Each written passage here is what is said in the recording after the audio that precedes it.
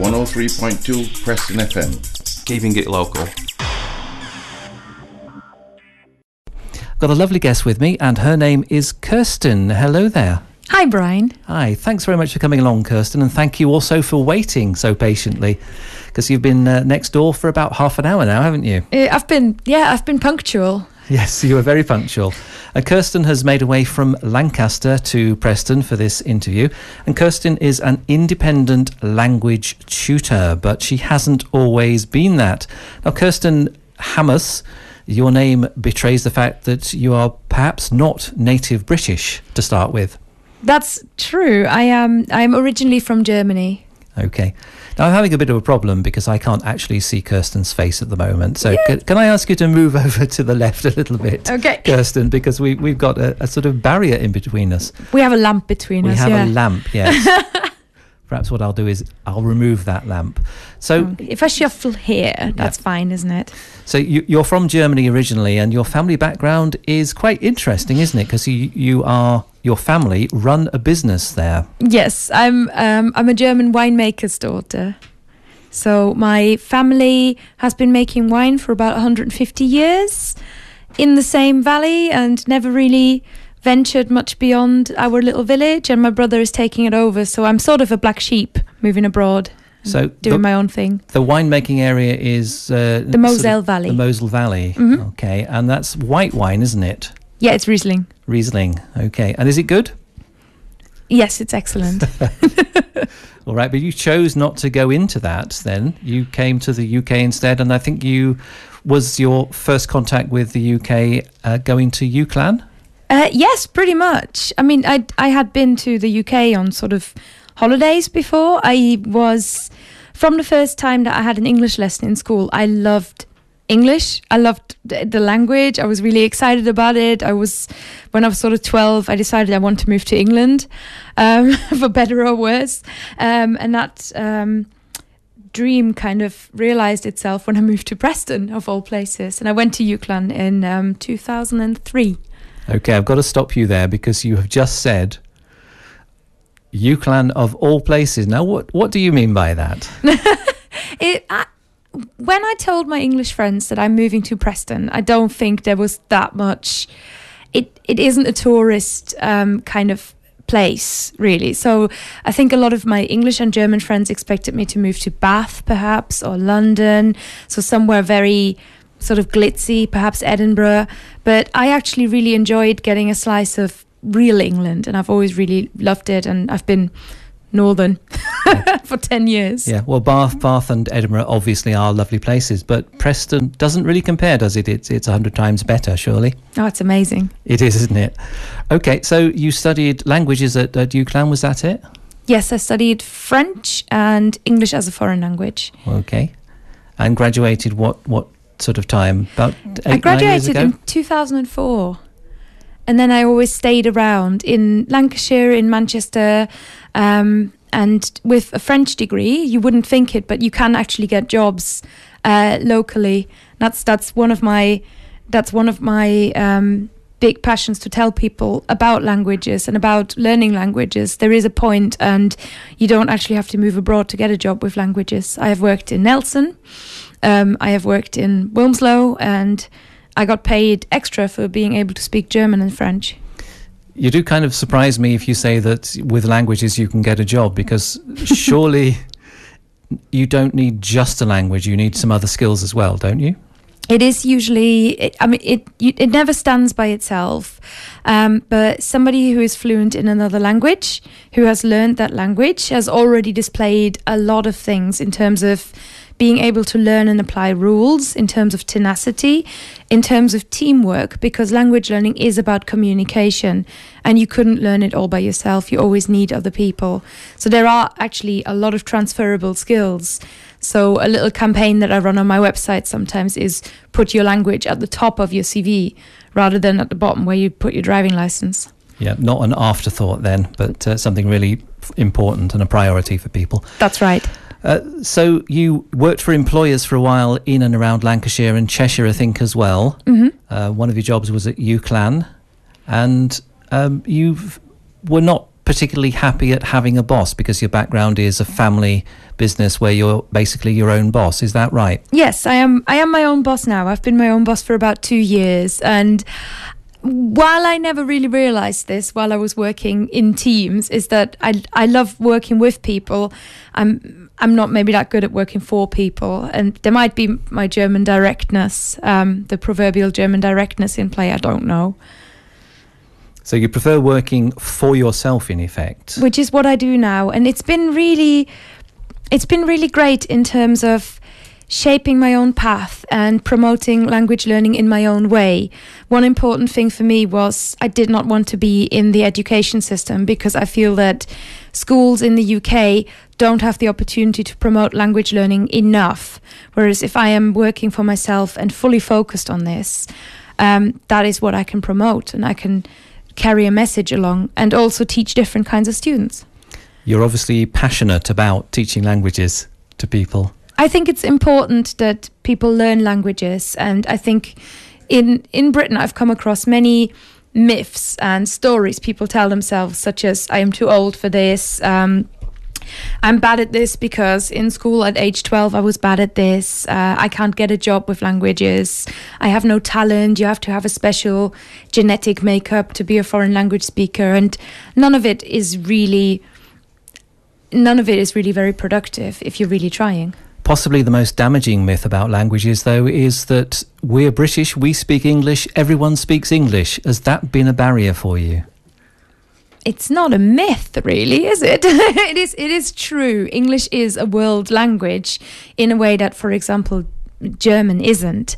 So you never feel, as an English native speaker, I teach a lot of Americans too. So it's not a unique problem to the UK. As an English native speaker, you've got a big advantage because your language is really important for a lot of people around the world. And the reasons why people choose to learn languages become slightly different. So travel comes into it.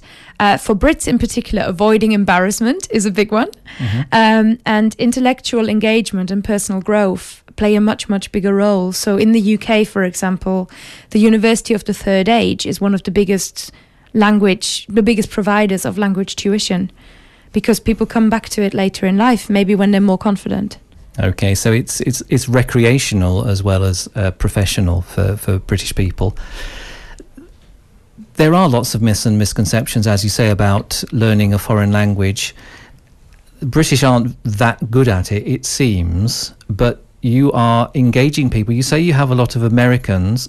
Is that where the balance lies? Because obviously online you can go right around the world.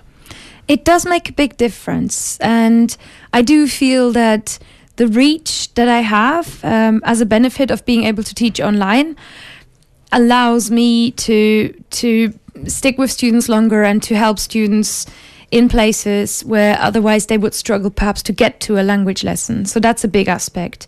The Americans struggle in the same way as the Brits do. So English being a big language in the world means it isn't as important politically, and then you get a lot of it transfers to the education system, so that schools will teach languages, but they might do it in 1 hour a week, and the way that English is taught in schools isn't really conducive to then learning other languages on top of it, because a lot of the English people that I have spoken to have a very low understanding of their own language functions, grammar, for example, which then stops you learning other languages. Okay. Can you tell me a bit about the mechanics of teaching or learning a language online? Is it by email? Is it by message board? Or do you actually speak to people online via Skype or that kind of thing? Yes, I'm giving you answers for you. No, we with most of my students, we work on Skype or on FaceTime or Google Hangouts, which is all the same. It's all different types of video chat devices that you can use. We speak, but I also work with them in a program called Google Drive, which allows us to have a shared, like a Word document. So it allows me to check their writing, because there are 4 skills to language learning. There's more than just speaking. So I have to check their writing. We watch videos together on YouTube, for example. We make use of the full array of online devices, and it's actually really good. You could record a lesson for later revision. That's very beneficial. And I'm now also starting to experiment with taking groups and group classes and bringing them online. And that, of course, means that you've got to schedule a time for the lesson and people have got to join in at that time. Absolutely, yes. And what I find is that people who learn online tend to be people who would struggle with getting to a place where the language is being taught, maybe because they're so busy. So I have a lawyer and a guy who owns a company in various different cities, and these guys study with me at their various lunch breaks. And I have a lady who has got a small son, a 3-year-old, and is therefore struggling to take him to the class with her. And if we're doing it online, it doesn't matter if he walks in, we can just interrupt it for 5 minutes. And it just makes it very convenient for them too. What sort of ages of students are you finding are interested in learning online? That's actually a very surprising range. The oldest student I have is 73, and it goes all the way across the board. I've just finished a run of a specific writing course with a lady from Saudi Arabia who is just in her 20s and is moving to Germany, so just getting started with her career. I've got a couple of sort of people in their mid-20s and 30s who are also much more thinking about career, and then it goes all the way up to sort of pension age. And what about the balance between countries? You did mention that you have quite a lot of Americans. Mm-hmm. How are we doing in Britain with you? With me? I do have a bunch of Brits, definitely. And I had a bunch of really engaged people in Lancaster as well for a while that I taught in a group. I'm actually going to Russian classes in Lancaster. So you'd be surprised when you look around in Preston, in Lancaster, in small places like that, how much of a language you can learn in the community very easily. Mm-hmm. Presumably the language you teach is German, just German and no other. It is now. I taught French for a while, and what I did with French is create an online course. So I've got an online course. It's called French Grammar for Beginners, oui. Which is pre-recorded. Yeah, oui. And it's pre-recorded videos where focused on French grammar in particular. But the advantage of having it as videos is that students can access it and revise it as many times as they need. All right. Now, you've got a website, obviously, and on that website you run a regular blog. Now, yes. That's something that people do. They set up a blog and they will put stuff on there for a couple of weeks and then they'll stop. Are you doing that on a regular basis? Because obviously that's the way that you build up a blog and get yourself a reputation. How's that going? It's been very surprising to me, really. When I started my website and I thought, I'll put this out, I'll see if somebody wants to learn German or something. My partner said to me, you should have a blog on there because then Google will like your website. So I started writing and I had a lot of pent-up passion about language learning. So my first articles were probably just these long rants of, you're not too old. But now it's 2.5 years later. 2.5 years later, I still haven't run out of topics, and it's blossomed into publishing 2 books, in fact.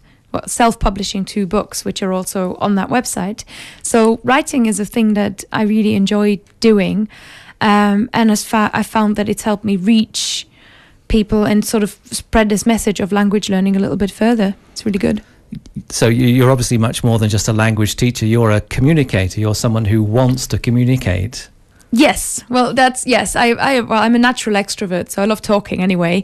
And I've recently started a podcast where I interview people about different aspects of language learning. So there is a whole sort of Kerstin broadcasting empire coming, I think.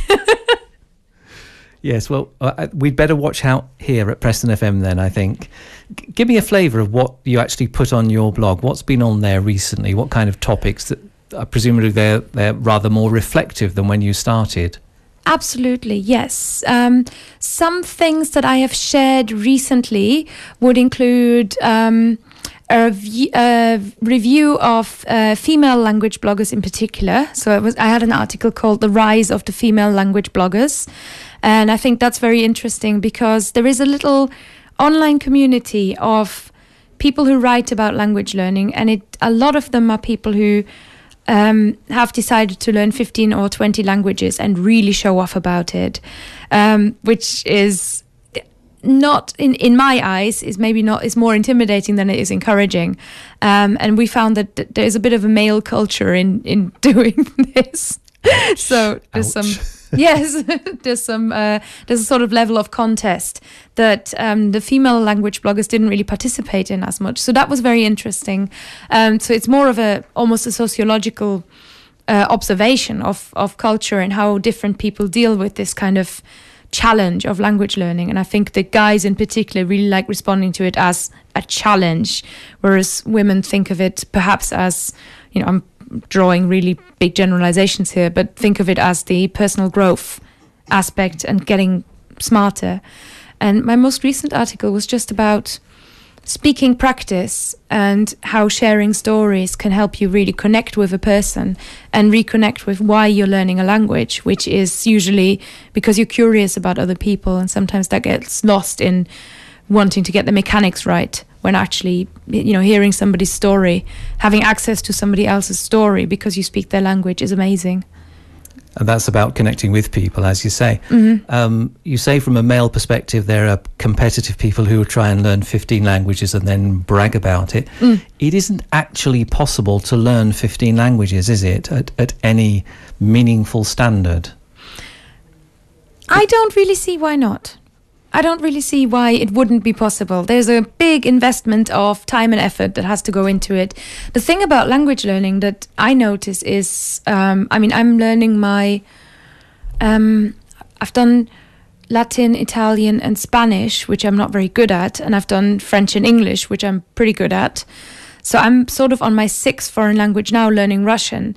And I find it gets easier because you sort of get a sense of how language works, and you get a sense of, all right, this is a verb, and you just know what to do with a verb. You just know what to do with a noun.